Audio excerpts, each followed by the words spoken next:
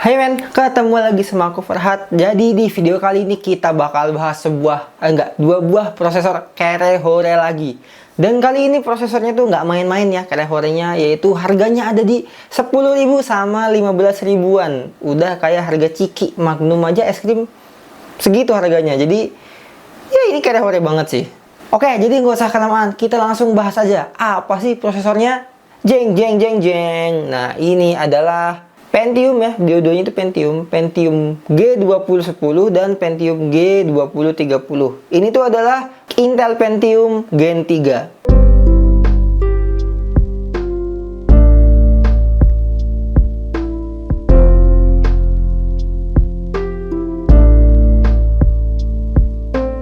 Ngomong-ngomong, yang ini tuh prosesornya tuh beneran G2030 dan ini G2010 beneran ya, nggak kayak kemarin.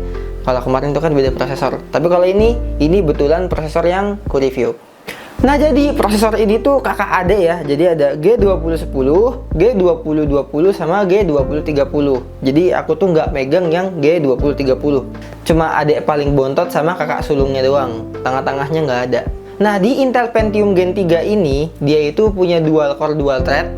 Untuk speednya, yang G2010 ini tuh 2,9 GHz, tapi kalau G2030 ini tuh 3 GHz. Untuk TDP-nya dua-duanya itu sama ya, ada di 55 Watt, jadi ini tuh lumayan hemat daya. Bang, apa bedanya Core i3 sama Pentium ini, Bang? Nah, bedanya kalau Core i3 itu dia itu punya dual core 4 thread, yang artinya dia itu udah hyper threading. Tapi kalau si Pentium ini dia itu masih dual core dual thread. Untuk cache-nya sama-sama ada di 3 MB. Tapi untuk bandwidth memorinya di Core i3 ini tuh ada di 25, berapa itu Gbps. Sama kalau di Pentium ini tuh cuma di 21 Gbps. Habis itu sisanya sama. Intel Pentium ini tuh rilisnya di tahun 2013. Tapi aku tuh nggak tahu dulu harga rilisnya berapa. Tapi kalau sekarang dia tuh harganya udah murah banget. Kayak yang kita sebutin tadi, ada di 10.000 sampai 15.000, 20.000 gitulah. BTW, aku tuh juga dulu pernah pakai prosesor ini. Yang G2030 ini tuh dulu pernah aku pakai. Dan menurutku sih performanya oke-oke juga ya buat rakitan PC Cerehore kronis. Harga 15 ribuan, enggak sih, dulu itu harganya masih 25 ribu. Kayak under 50 ribu kalau dulu aku beli. Sekarang udah murah banget. Dan untuk performanya sih bagiku masih oke lah ya, mengingat harganya tadi yang murah banget. Nah, kalau kalian nggak percaya, kita langsung aja tes gaming langsung, karena di Cinebench R15 aku lupa buat benchmark lagi hari ini. Nggak tahu kenapa. Jadi kita langsung aja bakal bahas pengujian gaming. Yang pertama kita coba di game ETS 2 dengan resolusi 1080p. Di sini di G2010 dia itu bisa dapat 50 fps, sedangkan di G2030 dia itu bisa dapat 60 fps.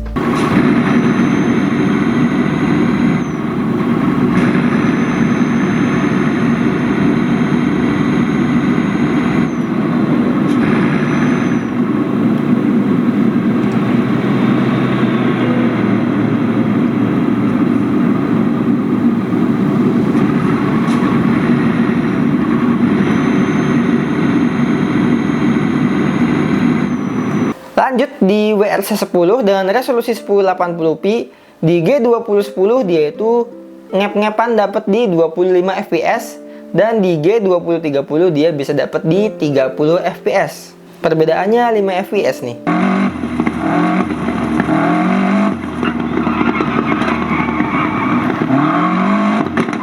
Left 5 short and left 4 short, 30. Right 4 tightens short at junction over gravel, 30. And right 6 tightens over crest. And left 4 don't cut. Di GTA 5 dengan resolusi 768p di G2010 dia bisa dapat 35 fps, dan di G2030 dia juga bisa dapat di 35 fps.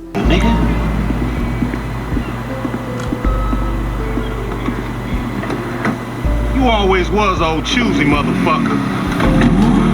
Oh, you ballin' hard with the drop top, huh? I might just be. Whatever, nigga. It ain't gonna make you go no faster. Hit me on the speakerphone, I'm moving. Oh, it's like that, nigga?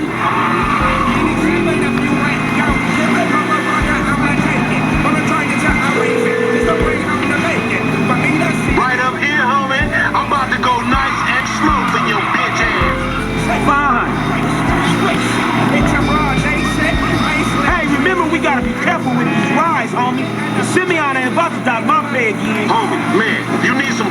can hook you up with JB's tow truck. It ain't got glamour, but it's some money to be made.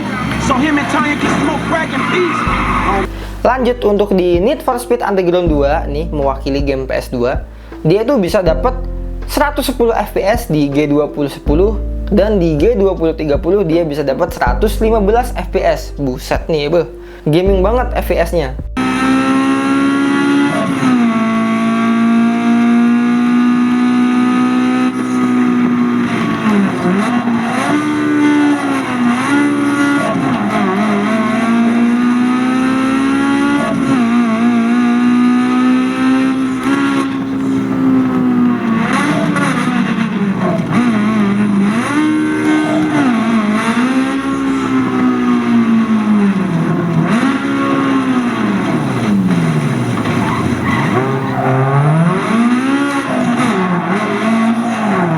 Nah, di sini untuk Spider-Man Miles Morales di sini dua-duanya tuh nggak bisa ya, cuma blank screen hitam doang sama ada logonya dikit gitu. Aku nggak tahu kenapa nggak jadi.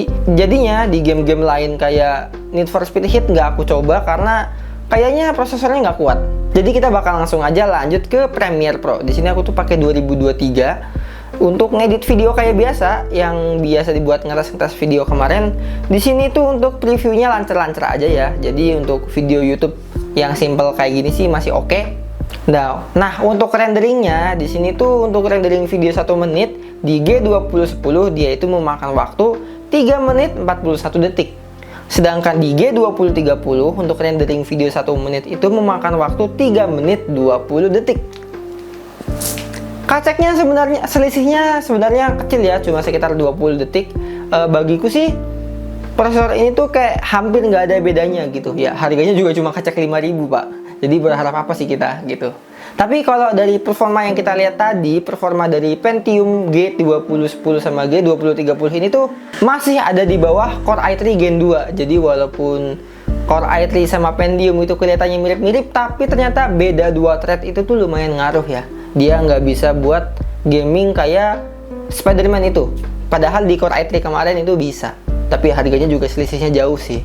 Oke, jadi kesimpulannya gimana? Kesimpulannya, bagi kalian yang mau rakit PC kerehore banget nih, kerehore kronis kantong kering gitu, prosesor ini tuh masih oke lah ya kalau kita itu mau gaming kayak GTA 5 pakai monitor 768p, settingan normal, rata kiri, ya nggak kiri-kiri banget lah, shadow gitu masih oke lah. Dengan VGA yang kayak GT 730 lah atau GT 630 kayak yang aku kemarin, pokoknya yang low end gitu, dia itu masih oke. Karena aku juga dulu pernah pakai dan rasanya masih nikmat aja. Dan bagiku masih worth it kalau kalian memang kerehore. Prediksiku sih kalau kalian mau rakit PC pakai prosesor Pentium tadi sih bakal makan budget sekitar under sejuta lah, kayak 700.000 gitu dapat kalau nggak pakai casing gitu. Biasanya kalau rakitan PC kerehore gini sih yang paling kerasa Mobo sama PSU sih kalau kalian ambil yang bagus. Cuman kalau misalkan kalian ambil yang 100.000 kan ya bakal ngehemat budget. Apalagi sekarang H61 itu udah murah banget, 170.000 udah dapet. Oke, jadi paling segini aja videonya dari aku. Like kalau kalian suka dan share ke teman kalian yang lagi mau build PC kerehore dan nggak bikin kantong jebol. Yang pasti hemat daya. Dah.